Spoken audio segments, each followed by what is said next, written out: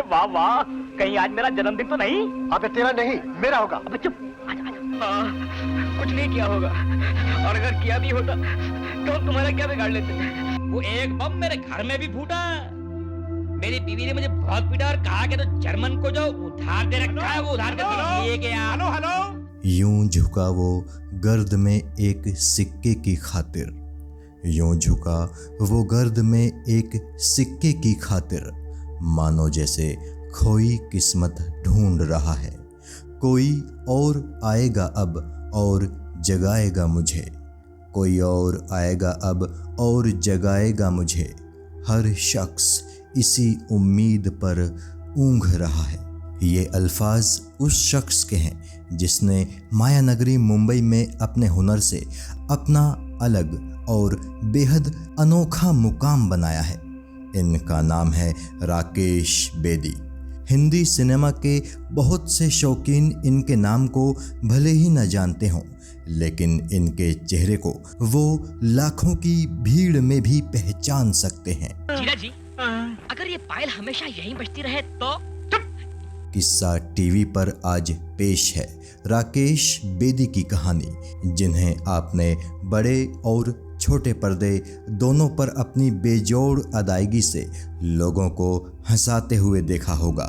दिल्ली के रहने वाले राकेश बेदी एक्टिंग की दुनिया में कैसे आए और फिर कैसे धीरे धीरे वो माया नगरी की इस चमकीली दुनिया से दूर भी हो गए, आज यही किस्सा हम आपको बताएंगे।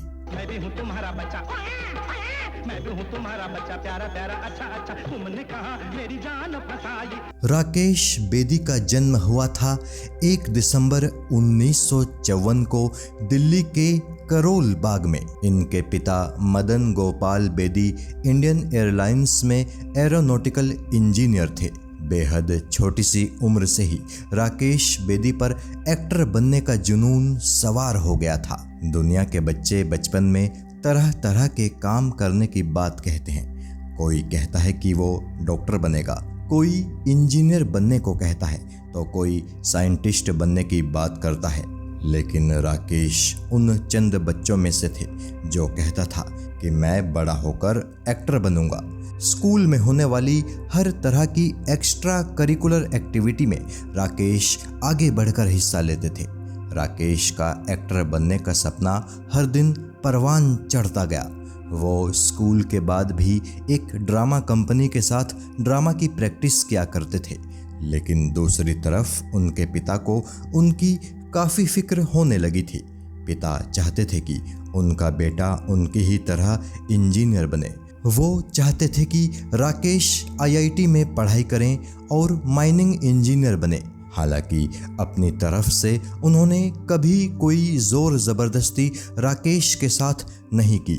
राकेश अपने पिता का भी दिल नहीं दुखाना चाहते थे, इसलिए जब राकेश 12वीं पास हुए तो उन्होंने इंजीनियर बनने की तैयारी की। उनका इंजीनियरिंग एंट्रेंस टेस्ट हुआ था आईआईटी दिल्ली में। आईआईटी दिल्ली में इनका एंट्रेंस टेस्ट सुबह 9 बजे से शुरू हुआ, जो 12 बजे ख़त्म हो जाना था।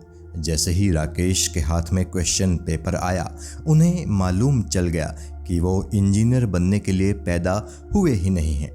उस पूरे क्वेश्चन पेपर में राकेश को केवल एक सवाल का ही जवाब मालूम था। सो राकेश ने बिना वक्त ज़ाया किए उस इकलौते सवाल को हल किया और महज 3 मिनट के अंदर ही एग्जामिनर को अपनी आंसर शीट लौटा दी। एग्जामिनर राकेश के ऐसा करने से बुरी तरह हैरान था।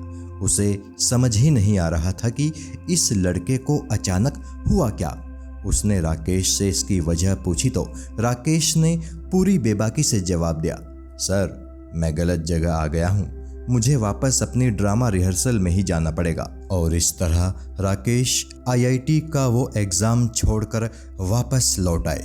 आईआईटी दिल्ली की घटना के बाद राकेश ने और दिल से नाटकों में काम करना शुरू कर दिया। अपने ही जैसे कुछ दूसरे नौजवान लोगों के साथ मिलकर राकेश एक छोटा सा थिएटर ग्रुप भी चला रहे थे। ये सभी नौजवान पैसा जमा करके अपना ये थिएटर ग्रुप चलाते थे। राकेश का ग्रुप जब किसी नाटक का मंचन करता था तो हर तरह के काम इन्हें और इनके साथियों को खुद ही करने पड़ते थे। इन्हें खुद ही अपने नाटक के पोस्टर्स रात के समय में दिल्ली में चिपकाने पड़ते थे।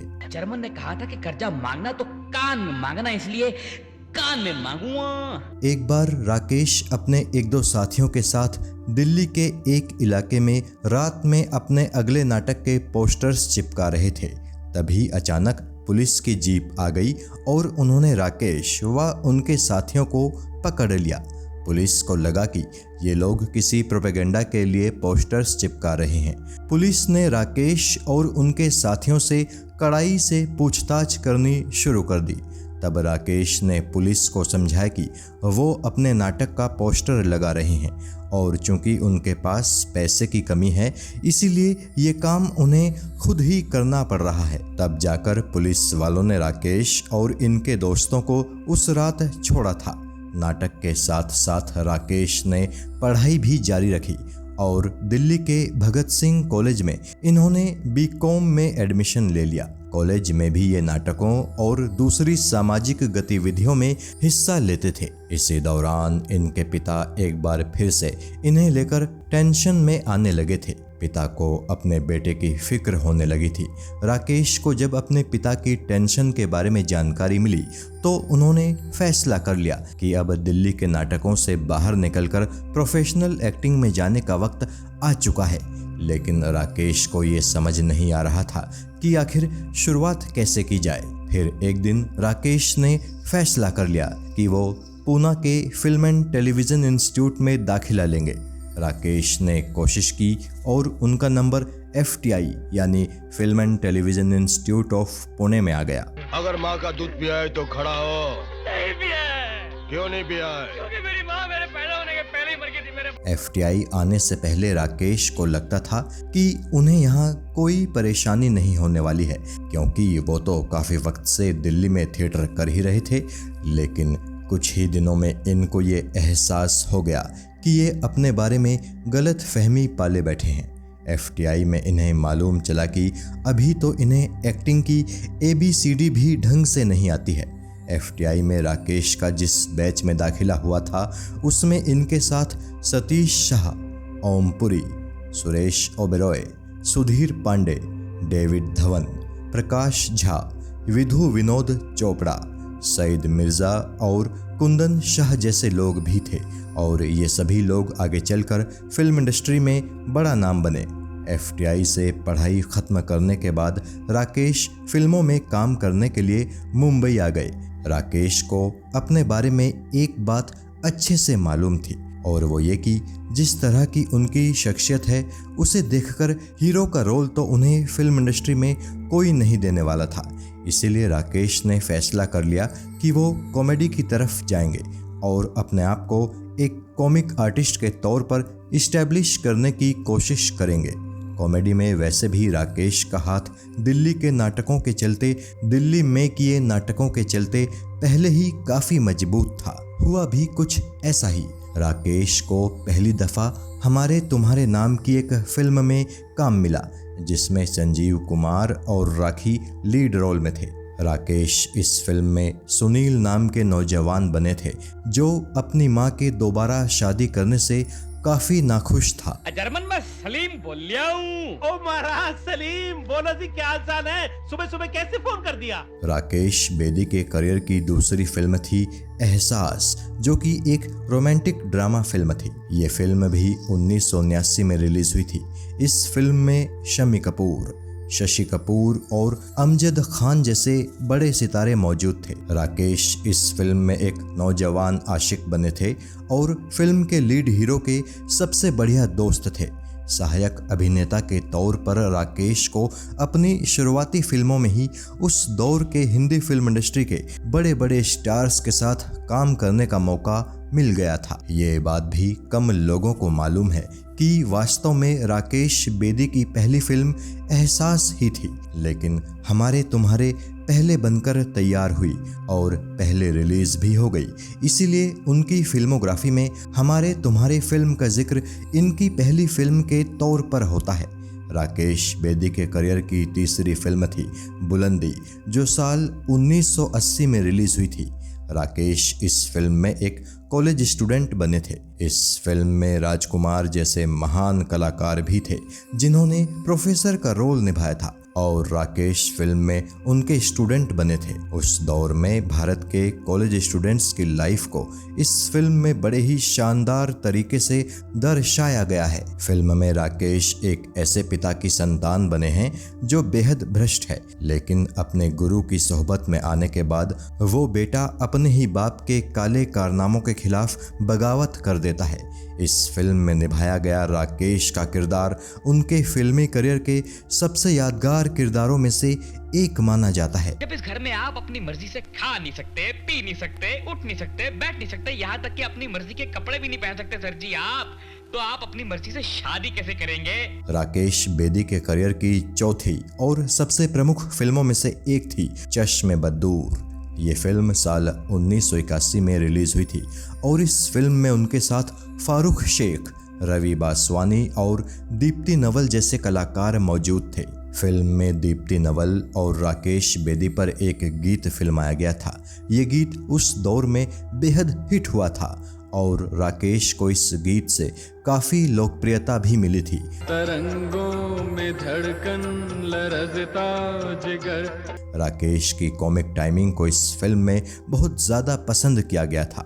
ये फिल्म उस दौर की एक बड़ी हिट फिल्म साबित हुई थी। इस फिल्म में भी कॉलेज स्टूडेंट्स की ही कहानी दिखाई गई थी। ये फिल्म कितनी बड़ी हिट थी इसका अंदाज़ा आप ऐसे लगा सकते हैं कि साल 2013 में इस फिल्म का एक स्पेशल प्रीमियर रखा गया था।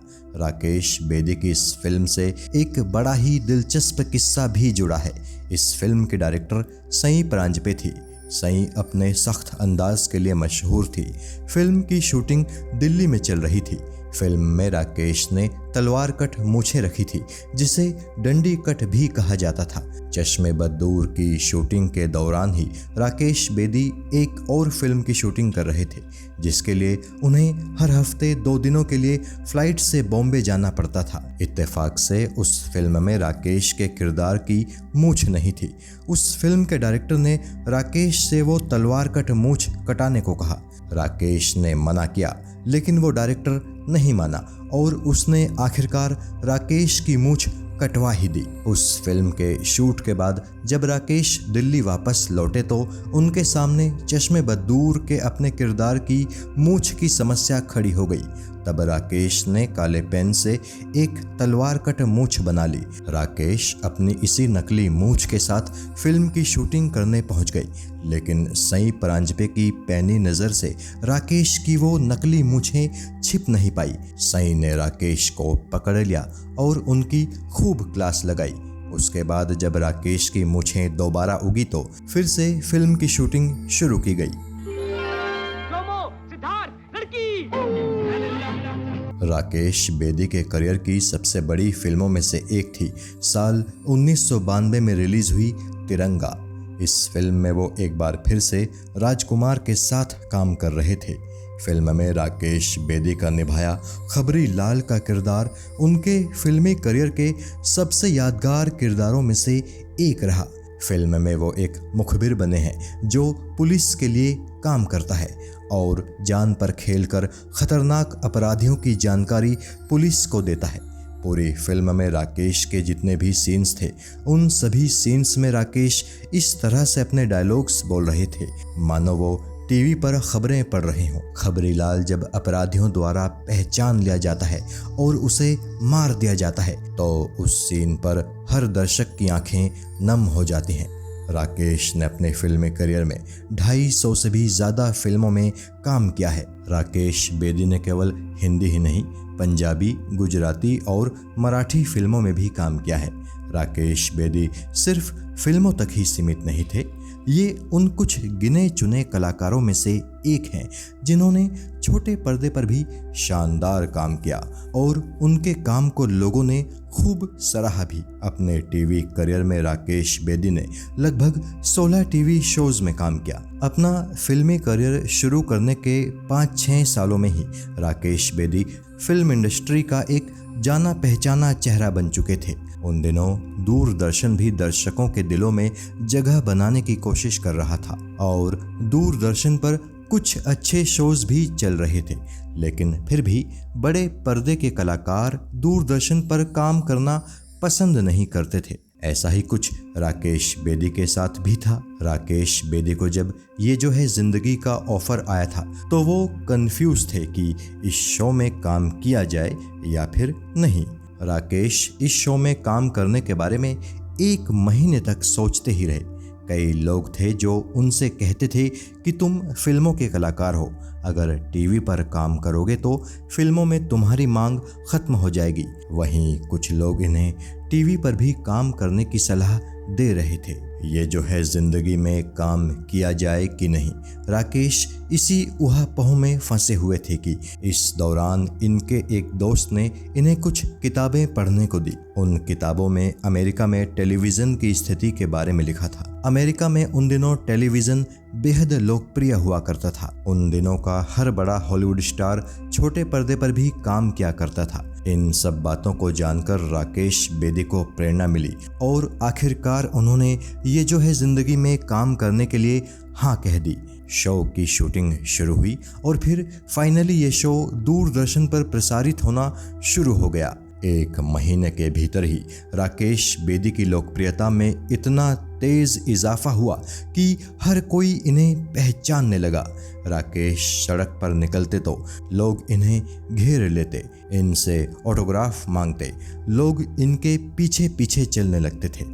आलम यह हो गया था कि अपने पर्सनल कामों के लिए राकेश जब घर से बाहर निकलते थे तो उन्हें अपना चेहरा किसी रुमाल या फिर कपड़े से छिपाना पड़ता था। यहाँ कल एक फूलदान 75 रुपए का मिल रहा था, आज 300 का हो गया। 300? एक ही दिन में इतनी लूट? आप नहीं समझेंगे। क्यों? आपका स्टैंडर्ड फुटपाथ का है। आपकी नाक करी। एक और टीवी शो जिसमें राकेश बेदी के काम को बेहद पसंद किया गया था वो था श्रीमान श्रीमती। इस शो में राकेश बेदी दिलरुबा जी के किरदार में थे।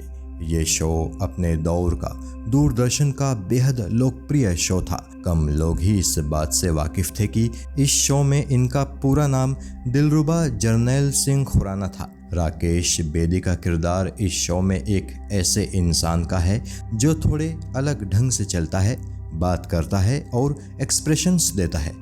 इस शो में इनके अपोजिट अर्चना पूरन सिंह थी।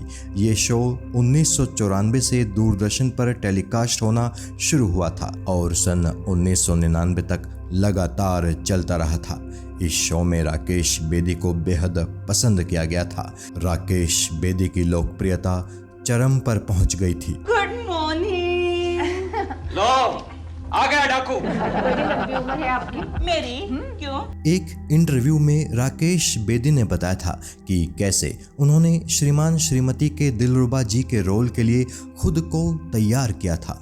बकौल राकेश बेदी इनकी पत्नी की एक सहेली की शादी थी। ये भी पत्नी के साथ उस शादी में गए थे। उन्हीं दिनों ये अपने दिलरुबा जी वाले किरदार के लिए तैयारी कर रहे थे, लेकिन इन्हें समझ नहीं आ रहा था कि इस किरदार को कैसे डेवलप किया जाए। उस शादी में अपनी पत्नी की सहेली के हस्बैंड को जब इन्होंने देखा तो इन्हें लगा कि इस तरीके से अगर दिलरुबा जी के किरदार को पेश किया जाए तो ये काम कर सकता है। घर वापस आकर इन्होंने कई दिनों तक उसी अंदाज में अपने किरदार पर मेहनत की और फिर जब श्रीमान श्रीमती टीवी पर टेलीकास्ट हुआ तो इनकी मेहनत काम कर गई।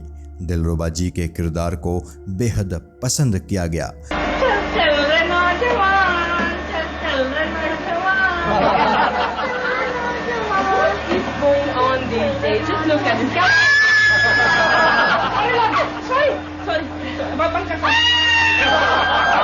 राकेश बेदी शुरू से थिएटर करते आ रहे हैं और उम्र के इस पड़ाव में भी राकेश बेदी थिएटर करते रहते हैं। आज के दौर में तो राकेश बेदी फिल्मों में कम और थिएटर में ज़्यादा सक्रिय हैं। कहना चाहिए कि राकेश बेदी मौजूदा दौर के ऐसे भारतीय अभिनेता हैं जो पिछले 35-40 साल से थिएटर कर रहे हैं। राकेश बेदी ने खुद भी कुछ नाटक लिखे हैं। राकेश बेदी का लिखा नाटक मेरा वो मतलब नहीं था बेहद मशहूर है। इस नाटक को देश विदेश में अब तक 800 से भी ज़्यादा बार परफॉर्म किया जा चुका है। इस नाटक में अनुपम खेर, राकेश बेदी और नीना गुप्ता ने काम किया है।